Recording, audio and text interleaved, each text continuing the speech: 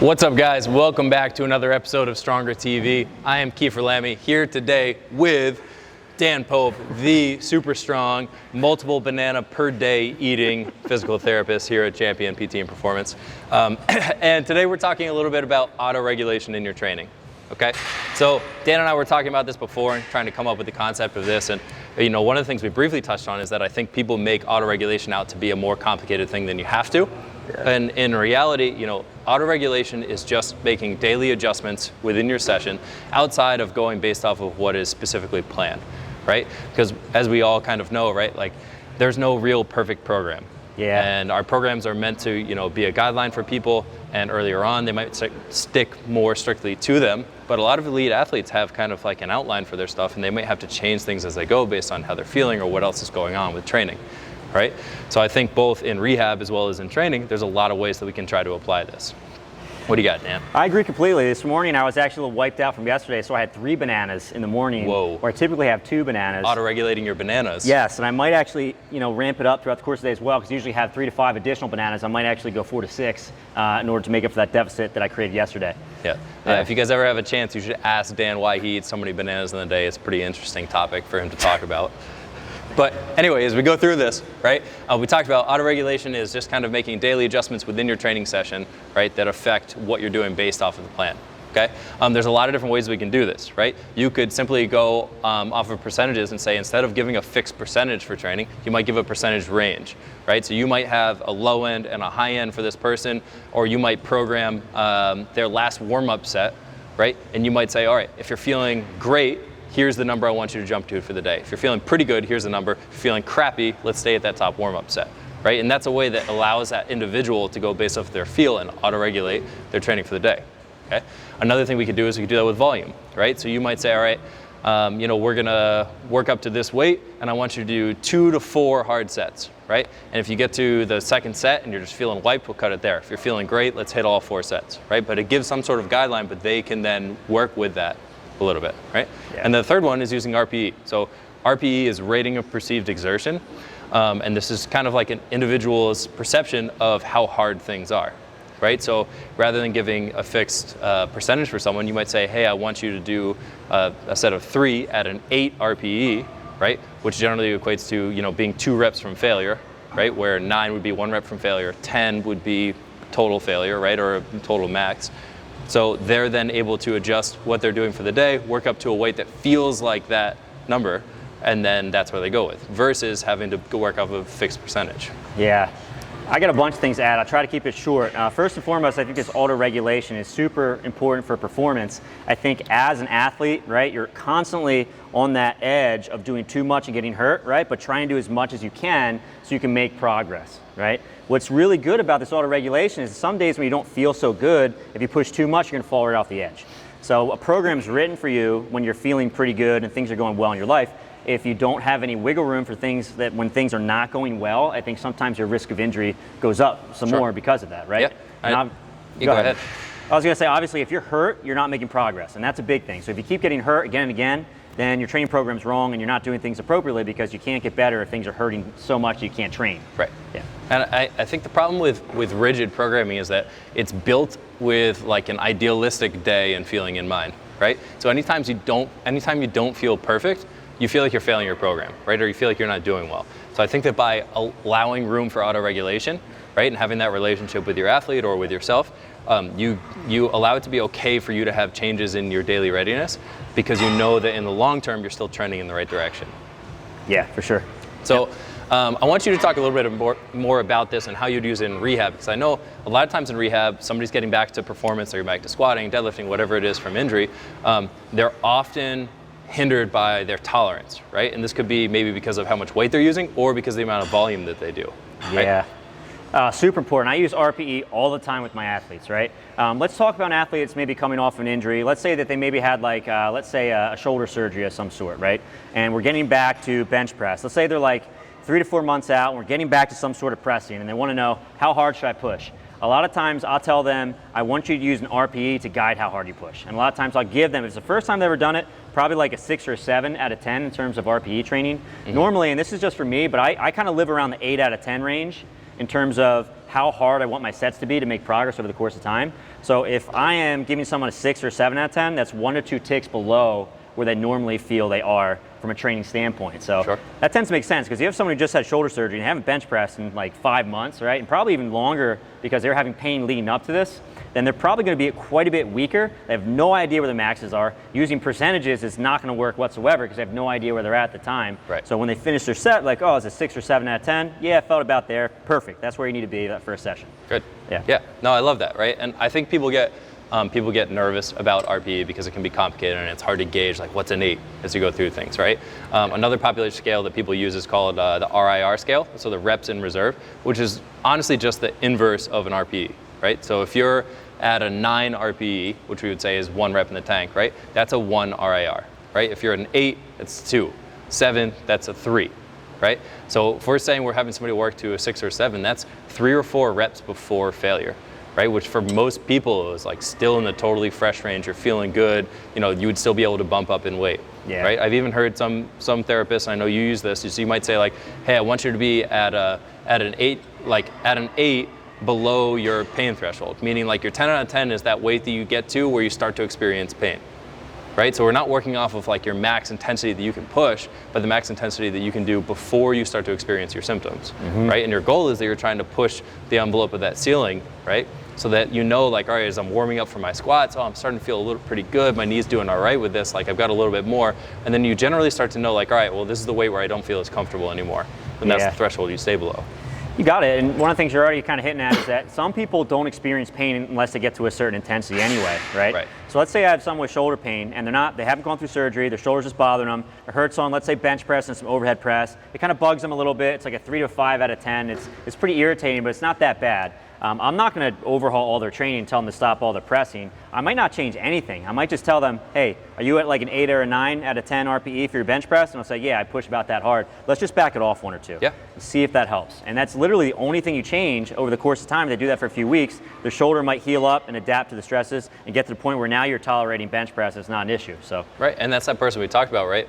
Their issue is not necessarily pressing. Their issue is the intensity of pressing that they're doing. So just by pulling back the percentage or pulling back their perceived exertion on that, we're still able to train hard and everything goes well. You may even be able to add more volume to them, right? So they still get similar gains, but they're just not pushing that end that bugs them. For other people, you might look at their program and be like, oh my God, they're doing 15 sets of pressing in a day and they're doing that 2 or 3 days a week, right? So volume's more of their issue. You might say like, hey, like, let's cut that volume in half. Let's see how you feel. Maybe we try to push the intensity a little bit and they're still able to make progress, but they're not totally trashed from the volume they do. Yeah, right? You got it. This is all based around like, if someone's hurt, we want them to be able to train exactly the same or as close to exactly the same as they were prior, as long as their programming is smart and appropriate for them. So the smaller tweaks we can make, the better. And a lot of times all it takes is a small tweak in the amount of sats, the volume, or the RPE, which is nice. Yeah. So I want to backtrack a little bit because you and I use, RPE the most of any of this, and I think it relates to all of these other things too, right? And I just kind of wanted to show like a baseline scale that we use, right? And this is not something we made up on our own. I know Mike Teixeira has really popularized this for the powerlifting community and in a sense been popular in all of training, right? But this is a scale that I'll use early on because admittedly people have a really hard time understanding RPE or understanding how many reps from failure they are. So what I'll do is I'll use this scale and I'll give them kind of ranges to work off of. Okay, so say I've got somebody that's coming to me, we're training, and I want them to work up to a set of 3 at an 8, right? And they don't know what an 8 is. They don't know when to get to that point where they might have 2 reps left in reserve, because if you're doing sets of 3, like every rep probably feels pretty hard anyway, right? Well, this scale here on the way down is saying how many reps we're doing. On the way across, we have the associated RPE. And in the middle, I have a chart of percentages that generally relate to that for most people, okay? So if I'm saying I want them to do a 3, and I want them working at an 8, we're gonna come right down and we're gonna be at about 86%, okay? So if I'm programming for this person early on and I want them to start to learn RPE, I'm gonna give them a range of 83 to 89%, okay? Where 83 is the bottom end, 89 might be the top end. So they're coming in with a target and they might, hit a set at 83, and if they do it and they're like, wow, that was pretty easy, they might make another jump. Or, week 2, they might make another jump. But what I'm trying to do is I'm trying to creep them up and I'm trying to get them acclimated to using RPE, acclimated to feeling those harder sets, and then I use that as an indicator for future training. What do you think? I like that. I think that's a phenomenal way to do things. We were chatting a little bit before we started this, but I mean, you don't even have to change the sets and the reps a lot of times throughout the course of a given month to change that stimulus and the intensity. And literally, if you want someone to be doing, let's say, 3 sets of 3 at around the 8, you could have them maybe start at the 7 out of 10 intensity, and then next week creep them up to the 8, and next week creep them up to the 9. And hopefully, over the course of time, they build enough strength so they actually handle 3 reps at their previous, what would have been like maybe a 2 rep max. Yeah. So it's a really versatile tool, I guess. For sure. Yeah. For sure. Yeah. And I think the last thing I want to do is I want to kind of give it an example of how I might program based off of RPE, right, and how this could be helpful for somebody. Okay, so let me grab a pen here. So if we're going off using this chart, right, we already talked about how you can kind of use this to creep up and figure out your RPEs.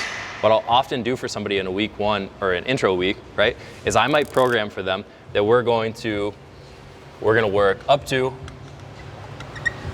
3 at an 8 RPE, right? And we already discussed that this is about that range that we're looking at here, right? So they might do 3 sets, they're working up to 3 reps at that 8 RPE, and that's the number for the day, okay?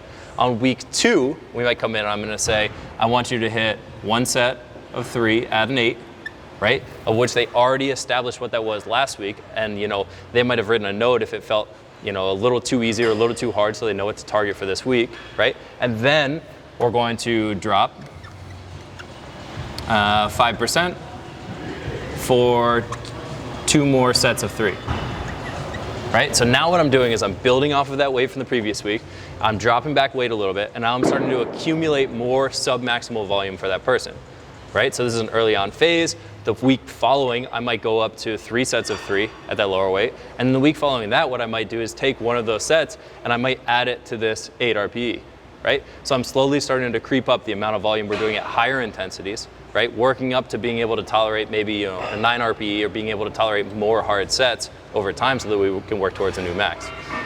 Right, so kind of like you said, it's not that we're necessarily changing the volume a ton, but what we're doing is we're taking the volume from one place that might be more submaximal, we're increasing the relative intensity of that, so our average intensity is a little bit higher over time.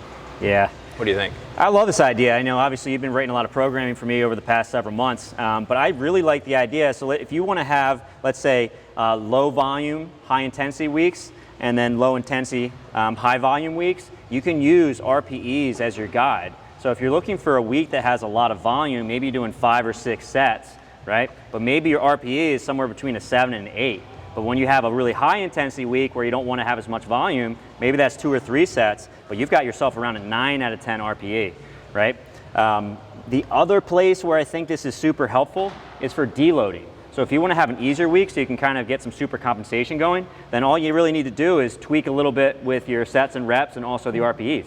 So maybe on let's say at the end of a month, or a lot of times we'll do this at the start of the month, we actually have the RPEs a bit lower because we want the body to just chill and relax a little bit, allow some super compensation to occur, allow the athletes to get stronger, and then ramp back up following.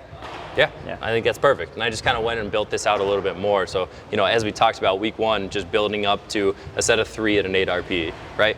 Week 2 and week 3, we're trying to accumulate more submaximal volume after that set at an 8. And what you might find is that one set of 3 at an 8 is continuing to climb for that person. That's what we're looking for, right? Over time. What you may find is if you keep pushing the volume week to week, you're able to kind of individualize and find out, okay, at what point in this volume climb is it too much volume for them to be able to keep making progress in their top set, right? And then you've kind of figured out their volume ceiling, right? And you can hover around that or a little bit lower.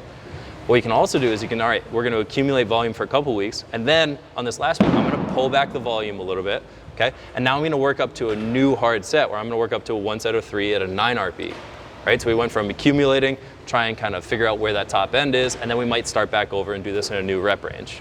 Yeah, I agree with you 100%.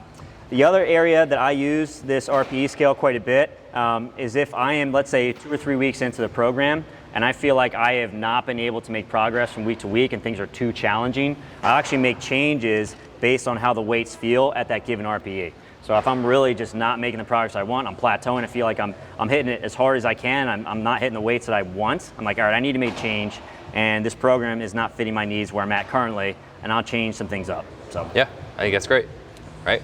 So in general, guys, right, we talked about auto-regulation. It's making daily adjustments to your training. This could be you as an individual. This could be you as a coach allowing for this room for your clients, right? And we can do this in a ton of ways. It could be using percentage ranges for all of your training, right? We could be giving volume ranges, so you go in and you say, all right, if you're feeling crappy, just hit the minimum. If you're feeling great, let's hit more volume. Or it could be using RPE like we do, right? And this is not just a training thing. This is something that's super important for rehab as well. So take this chart if you want it. Try this out with your clients.